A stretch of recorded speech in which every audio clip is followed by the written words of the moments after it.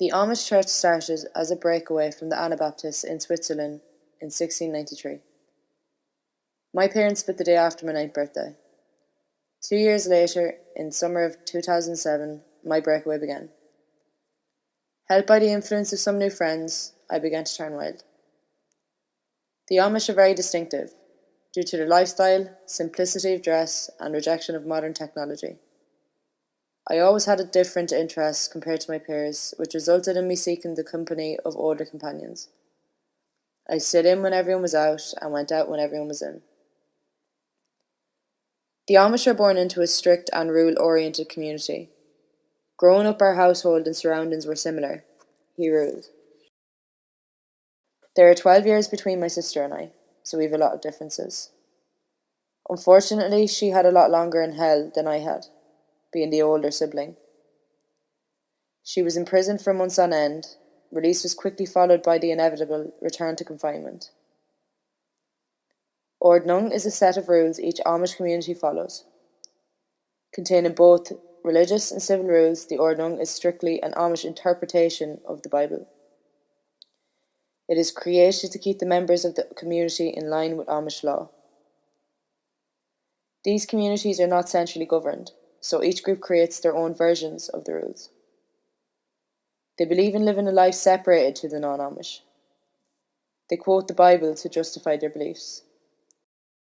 Be not unequally yoked with unbelievers, for what do righteousness and wickedness have in common, or what fellowship can light have in darkness? Our lives were controlled by him, overboard ridiculous rules and punishments which made for so much anger and so much stress. Being so controlled led us to break away in extreme fads or trends, with crazy hairstyles and dress. We used unnecessary slang and curse words as coping mechanisms while trying to find peace within ourselves. We also had our differences, both from society and one another. I lived a wilder childhood, where my sister lived a more independent one. She couldn't take any more of the hell come the age of 16, and ran away to work on the ships. She was forced to grow up quite fast because of this. She also stepped in and played the second role of a parental figure in my life to good effect. But she still also had her wild side. Rumspringa is the Amish get-out-of-jail-free card, the Amish term for adolescence. During this period, the youth are most likely to be rebellious against their community, and consequently are treated more leniently so as to not push them away. Rumspringa lasts as long as the Amish teen wishes, but could be estimated from ages 16 to 22. At the end of Rumspringa, the youth are expected to choose whether to stay with their community or be shunned. Most who undergo this process decide to stay with their community. Those who decide to break away are shunned, expelled from their community, and banned from all association with members of their group, including immediate family and friends. My Rumspringa started around the summer of 2009 and lasted for about 5 years total, from first year of secondary school to 6. I went through full-on rebellious phase.